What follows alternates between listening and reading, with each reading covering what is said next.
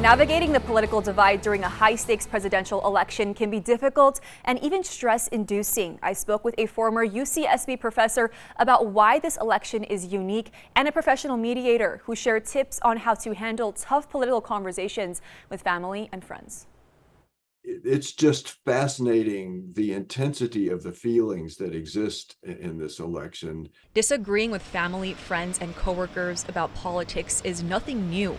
But if you think this election season feels particularly divisive, you're not alone. I have never seen anything like the fervor of the Donald Trump supporters. And the sort of enthusiasm for Kamala Harris has also become very intense. John Woolley specializes in American politics and taught a course on the American presidency during his time at UC Santa Barbara.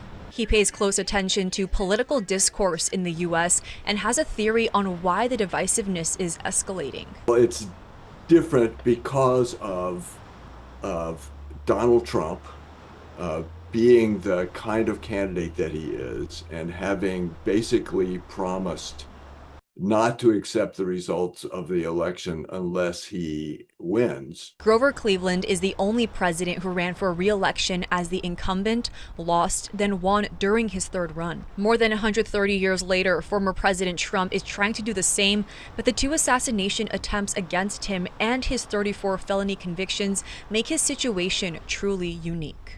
Considering the political climate, how do you engage in conversation with those you love and respect but deeply disagree with? Give yourself the space and make sure it's a safe space to have a difficult and direct conversation. Santa Barbara court-approved mediator Elizabeth Ezra offers strategies to diffuse political tension by first understanding why an argument is even taking place. It's objectively 1,000 degrees out and they're like, it's not that hot out, I don't know why you're complaining about the heat. Like, they might just like the sport of arguing. And then there are those people who want to evangelize you. They don't like you, respect you, unless you're in their camp. Then understanding it's okay to disagree and even be the odd one out as long as civility is the end goal. There is value in being the outlier, whether you like your potatoes with gravy during Thanksgiving or not. I don't want to trivialize it, but it's really not that much different than whether you're for one candidate or another. It's an age-old tale to avoid politics at the Thanksgiving dinner table, but Ezra encourages us to reframe the narrative. And I think shifting the paradigm is and to try to appreciate the value in that. Like, I get to go to Thanksgiving with my very diverse family.